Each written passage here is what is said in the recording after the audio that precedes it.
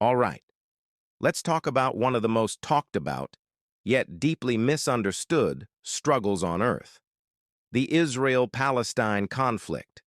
Seriously, type Israel-Palestine into any news search, and you'll instantly drown in a sea of hot takes, protests, and heartbreaking images. It's a conflict that feels impossibly complex, emotionally charged, and often just plain overwhelming. But here's the thing. Today's headlines, as devastating as they are, only truly make sense if you're willing to zoom back, way back, more than a century.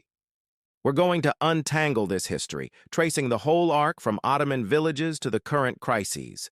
No jargon, no shouting, just the facts, presented as clearly as possible to help us all understand how we got here. Picture late 1800s Palestine. It was a land of rolling hills, ancient olive groves, and bustling markets, part of the vast, multi-ethnic Ottoman Empire. Imagine the sounds of Arabic, the sight of camels and caravans, and small, vibrant communities where roughly 95% of the population was Arabic-speaking. Life here had a rhythm established over centuries. Meanwhile, across Europe, a very different drama was unfolding. Jewish communities, who had lived for generations as minorities, were facing a terrifying surge of anti-Semitism. We're talking brutal pogroms in Russia, daily discrimination, and the kind of public humiliation seen even in sophisticated cities like Vienna and Paris. It was against this backdrop that a Hungarian journalist named Theodor Herzl came to a powerful, and for many, radical conclusion: Jews would never be truly safe without a state of their own. In 1897, Herzl convened the first Zionist Congress in Basel, Switzerland. There, he declared the aim of establishing a home for the Jewish people in Eretz Israel, the land of Israel, their ancient homeland. Thus, modern political Zionism was born. This wasn't just an abstract idea. Jewish philanthropists, driven by this vision, began to quietly acquire plots of land in Ottoman Palestine. Dollar by dollar, acre by acre, they bought land, often from absentee landlords, establishing new agricultural settlements. Local Arab farmers whose families had tilled these lands for generations watched uneasily. These new red-roofed settlements, with their European-style architecture and Hebrew-speaking inhabitants, began to dot the coastal plain. Tension initially was small-scale: arguments over land boundaries, labor disputes as Jewish settlers preferred to hire Jewish workers, language barriers, and competition over precious water wells. But the seeds of a much larger conflict had been sown, setting the stage for a dramatic clash of national aspirations. World War I brought monumental changes, not least the collapse of the mighty Ottoman Empire. As the dust settled, Britain, a dominant global power, marched into Palestine. But before even the ink was dry on the armistice, Britain had made a fateful and deeply contradictory promise. In 1917, through the Balfour Declaration, it declared its support for the establishment in Palestine of a national home for the Jewish people. Crucially, though, it also added a caveat: nothing shall be done which may prejudice the civil and religious rights of existing non-Jewish communities in Palestine. This single statement became the very core of the modern conflict, a diplomatic tightrope walk that was destined to fail. How could you establish a national home for one people without affecting the rights of another who already lived there? Under the subsequent British mandate, Jewish immigration to Palestine skyrocketed, dramatically changing the demographics. This influx was tragically accelerated by the rise of Nazism and the Holocaust in Europe, making Palestine a desperate refuge for hundreds of thousands. Cities like Tel Aviv saw their populations quadruple in a single decade. Citrus groves were transformed into bustling neighborhoods overnight. For the Arab population, this rapid transformation felt like an invasion, a demographic and cultural shift imposed upon them without their consent. They reacted with strikes, protests, and eventually, a full-scale armed revolt from 1936 to 1939. Britain, determined to maintain control, crushed the Arab revolt with brutal efficiency, employing armored cars, collective punishment against entire villages, and disarming the Arab population while often tolerating Jewish paramilitary groups. Over 3,000 Palestinians were killed, and much of the Arab leadership was exiled or imprisoned. Exhausted and unable to reconcile the irreconcilable promises, London eventually threw up its hands, announcing its intention to withdraw and handing the intractable mess to the newly formed United Nations. The United Nations, barely 2 years old, now faced the monumental task of deciding Palestine's future. In November 1947, after much deliberation, the UN proposed a solution: partition.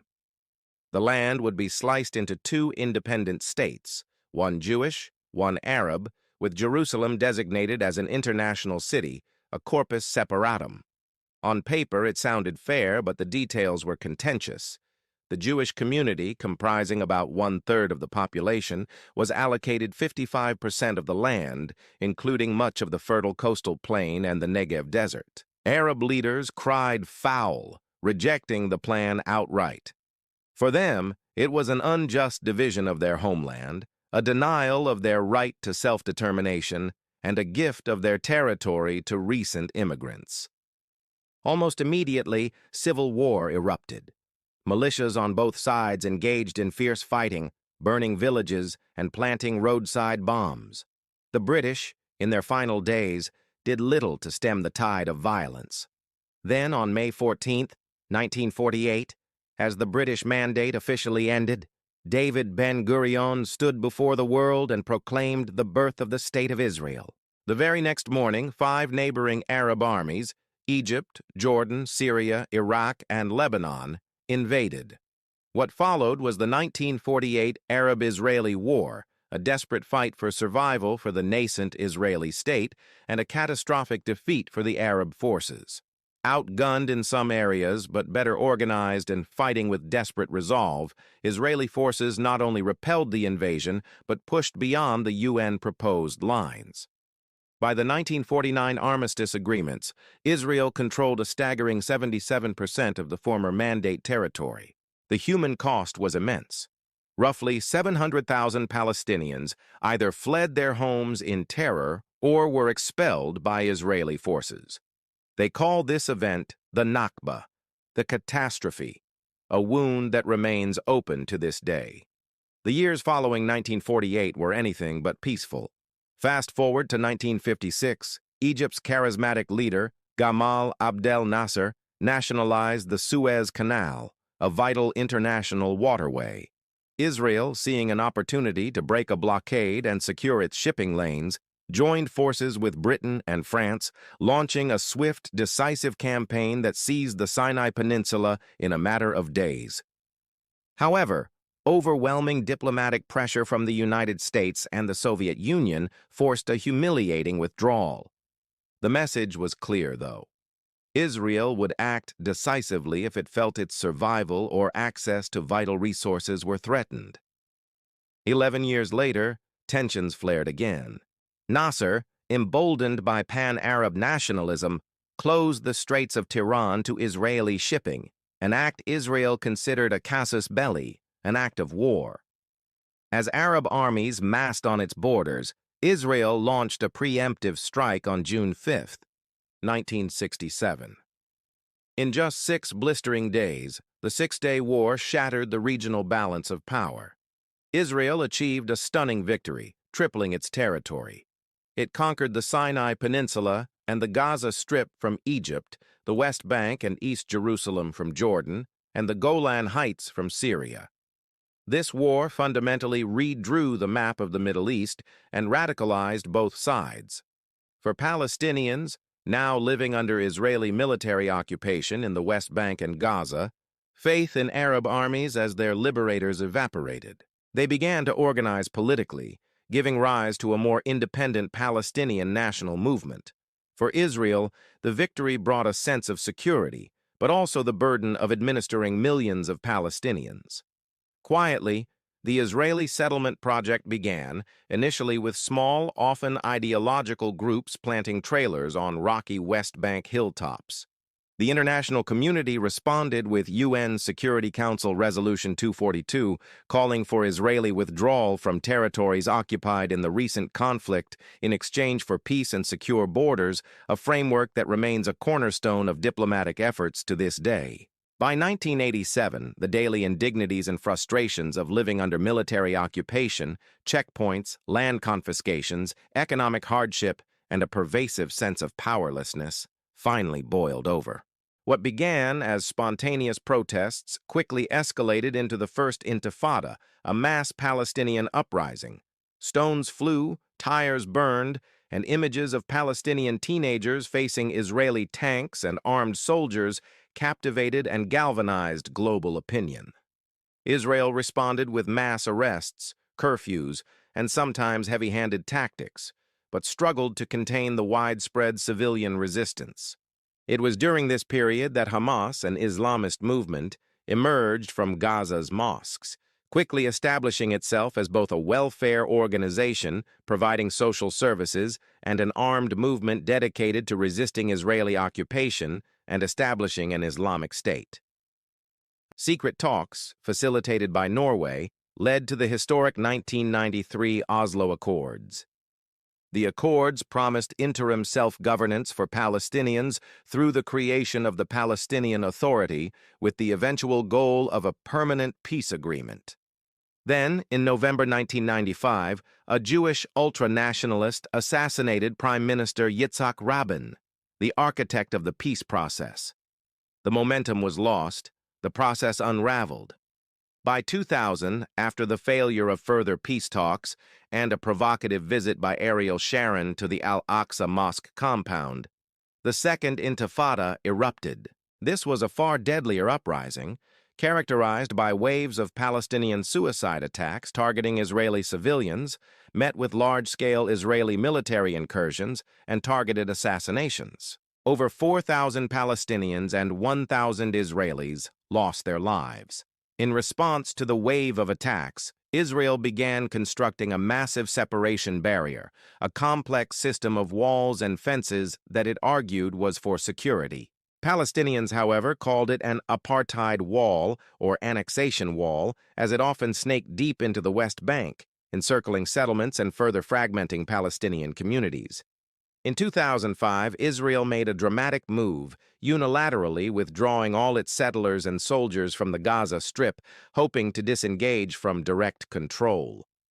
The next year, parliamentary elections in Gaza brought Hamas, the Islamist movement, to power, much to the dismay of Israel and many Western nations. In response, Israel and Egypt imposed a stringent blockade on Gaza, citing security concerns and Hamas's refusal to recognize Israel.